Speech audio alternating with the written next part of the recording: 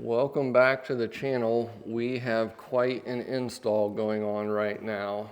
Huge lakeside, great room. You might be able to see the water through those windows. I know the lighting's not great. We are installing a bunch of tongue and groove nickel gap as well as white oak beams up here. Doing it a little bit different this time around. You'll notice our beam material is actually white oak plywood. So in this video, we're going to talk a little bit about why we're using plywood instead of regular solid wood for these beams. First off, let me give credit where it is due. Paul is our lead carpenter tackling these white oak beams on this job. And you'll notice that that big ridge beam is scribed airtight to that ceiling above. He's doing a fantastic job on this installation. This ridge beam install is a little bit tricky because we've got a flat ceiling here, so we're scribing to a flat ceiling on one side of the beam, but then as we move around to the other side, it would be more like a traditional ridge beam where we're scribing to an angled ceiling right there. And he's got both sides really nice and tight. It's looking fantastic.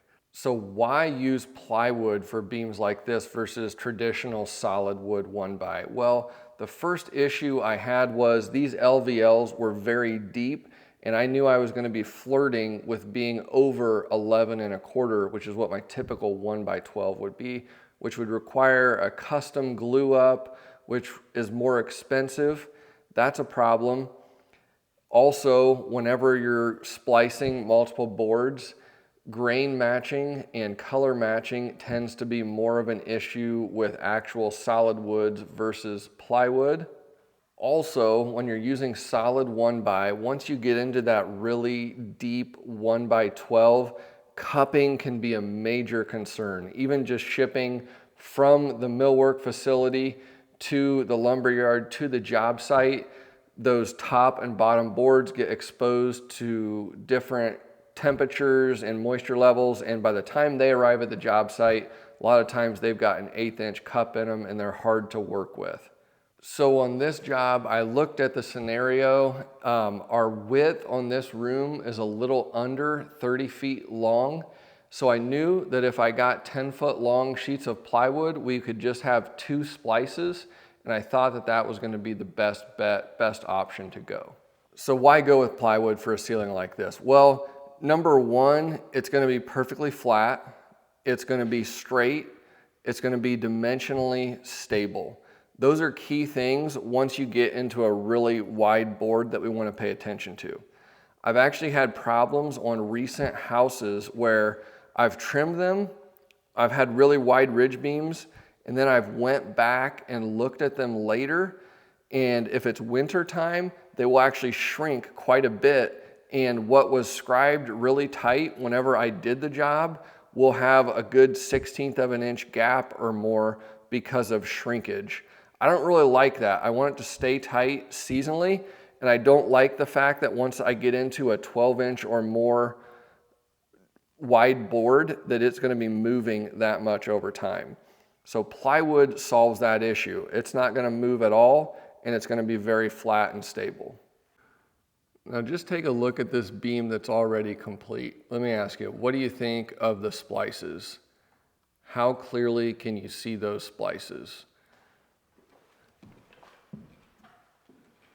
Give you a look around. We'll come around to this other side here.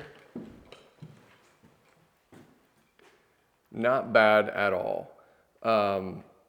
You can't even hardly see that they're there. And you got to keep in mind, this great room is massive. These beams are way up off the floor, so it's not like you're going to be looking at these things from 3 feet away.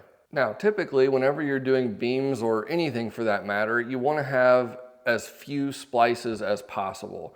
Whenever you butt boards together, the grains don't line up. A lot of times they're different colors. You want to have minimal splices, and plywood only comes in 8-foot lengths most of the time. So you don't want those additional splices. In this case, I ordered the plywood 10 foot. I've only got 2 splices on these almost 30-foot long beams, and you can't hardly see them. I would say that in this case, the plywood hid these splices way better than solid wood actually would have. So I'm extremely happy with that. It really looks like one continuous beam, especially from down on the ground level. And again, the other key thing I was worried about was the custom depth that I was gonna need. If I needed 13 or 14 inches, I didn't wanna try to order boards that wide. So being able to just get 10-foot sheets of plywood, I can rip whatever width I need, and that's a huge advantage also. One of the other big advantages of using plywood on an install like this is we are only using 10-foot lengths because the plywood's 10 foot long, and that makes it really easy to hold these up in place. It's extremely lightweight, whereas if you're working with a 13-inch wide white oak board that's 16 foot long, that sucker is heavy and unwieldy. So being able to put these up in place, tack them, scribe them, bring them down, and having them be this lightweight has been a huge advantage, and it's just been a lot nicer to work with. So what about disadvantages to using plywood for beams? Well, first off, as we said, typically you're only using 8-foot plywood. It's more splices, but the number one reason that you would get into trouble with plywood is sanding through the veneer. You really have to have a pretty high skill level to get these miters together nice and crispy and be able to do minimal sanding to ensure that you don't end up sanding through the veneer. The other key thing is going to be to have a high quality plywood that's got a good thick veneer on your outside.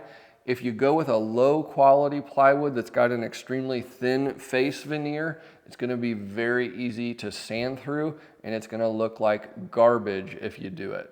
I will note, this is pretty good white oak plywood, runs about 300 bucks a sheet, so it's not cheap, but again, you wanna get the good stuff. Don't cheap out on it. Don't get something that's gonna have a super thin veneer that's easy to sand through.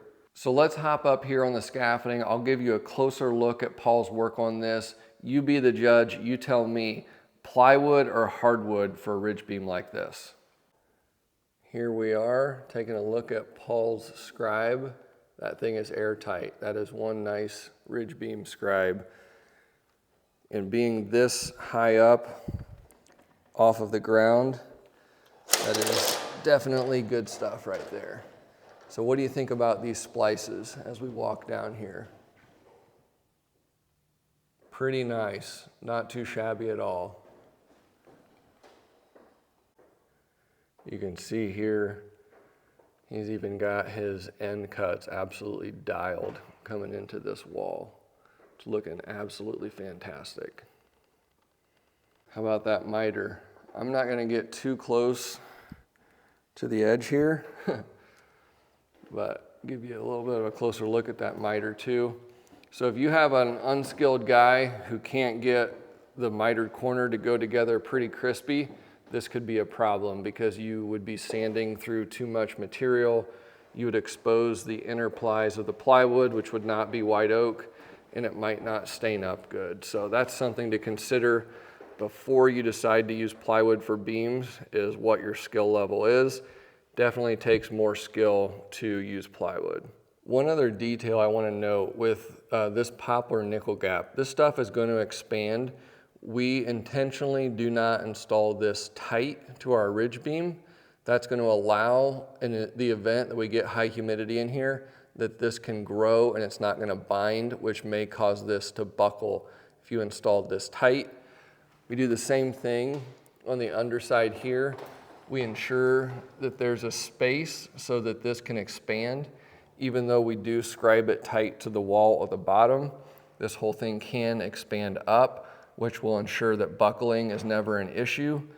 And then the top of our plywood for our beam cladding will cover that gap then. Just wanted to share this with you guys. I'm always trying new things. I haven't used plywood a lot in the past for beams, but based on how this has gone, I think I'm gonna put this tool in my arsenal and use it a lot more.